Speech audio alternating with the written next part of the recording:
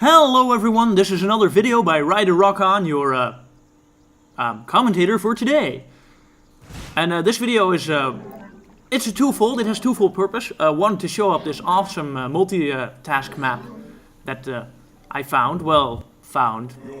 It's on Team Liquid on the forums. There's a whole thread about it. You can find it on SC2 Mapster. It's all over the place. So that's one part of this video, to show off that map and how horrible I am at it. Because I'm really terrible at it, as you'll probably see. And also to get a few announcements off regarding the future of my channel and my other coming StarCraft 2 videos, which will be impending. Don't worry. I know I haven't been uploading a lot of videos lately, as in none at all, but I do mean to change that. And I mean to stick to, switch to somewhat of a similar but slightly different focus with the videos that I'll be making. Because I figured out, after a few weeks of since the last video, which I don't remember which the last one is, but I mean, I could look it up, but I'm doing a video now, so screw that. You can tell, it's not that important. But I've figured out a bunch of things about the game, because I've been playing it and I've been watching videos on it, and I've been noticing that I've been giving some pretty bad advice, and I want to do better at that. I want to do better at casting games, and I think I'm going to be mostly casting my own games to try to assess, to take a look at my games and go, well, what could I do better? What am I doing right? And sort of analyze my own play, and hopefully that'll be interesting to other people as well. And otherwise, I'll just have a whole archive of videos that are useful to only me, and I won't look at them because I'm like that. Anyway, that was a whole tangent that I completely forgot what it was about. So I want to do better at casting. I want to become a better player and all that jazz. As I said, I noticed I've made some pretty bad mistakes in some videos that are up there now. In particular, I remember the case of the Kulas Ravine air and harassment video, which, if you're watching this, you might have seen that. And if you are going to see it, I suggest you look at it and you turn off the sound. If you really want to watch it, it's a pretty interesting game. But turn off the sound, because I give some really, really, really stupid advice. I didn't know that at the time, but I do now. Thanks to all this insight I've acquired in the past few weeks. Like, I see a few things like, at some point I get my expansion up, and Reapers come in, and they take it out. And I go something like, I should have scouted those Reapers, I should have got a Zerglings with speed, because, the Roaches, and Roaches are terrible versus Reapers. And all of this is untrue. It's just straight up wrong. For one, I didn't need the Zergling speed to take care of the Reapers. All I needed was to get a few of the Roaches I had in my main, because I had some in my main, and keep them at my expansion to shut down Reaper harass.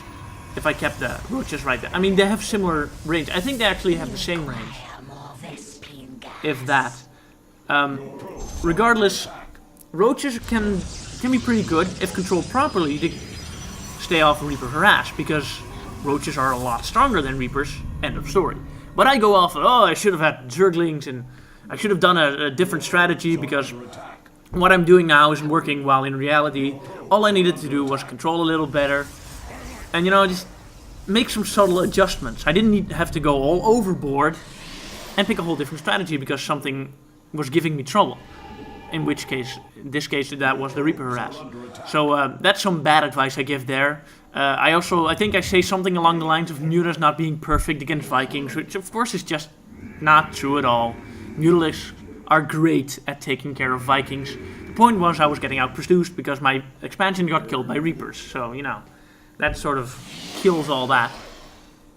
So I give some bad advice there, and I think there's a bunch of other videos that I give similarly awful advice.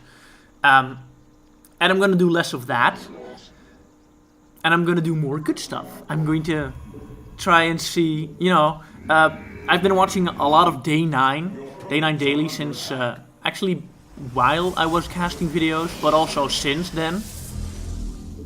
And I've just learned a lot about how to look at a game and how not to look at a game, what's relevant, what isn't relevant, what's, what things you can do in-game to adjust and things you adjust in between games, and all that good stuff. So I've learned a lot from those videos, so I just suggest you check them out, because, Day9 is one of the most awesome casters there is, and yes, you can quote me on that. But, because of all that, I've been able to get, a bit of a better insight into how to judge my own play, which I hope to be doing for myself, and hopefully other people will find it useful as well. If they don't, then at least I'll have a whole archive full of videos just for me. Which is completely pointless because I don't actually look at my videos after I make them. Which I probably should, but learning. Whole attack going on the main screen, which I deal with decently because the AI doesn't micro around. And yeah. So those are the plans I have for my channel, and I'm actually kind of waiting out until the beta goes back online.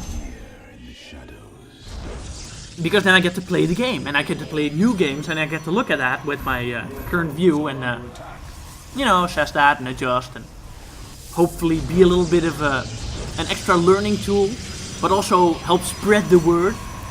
Because if my videos are cool and people recommend them to their friends, then they all get to see how cool StarCraft 2 is and how great, awesome we all are for being not totally suck at it, which of course excludes me completely, because I'm the worst player ever.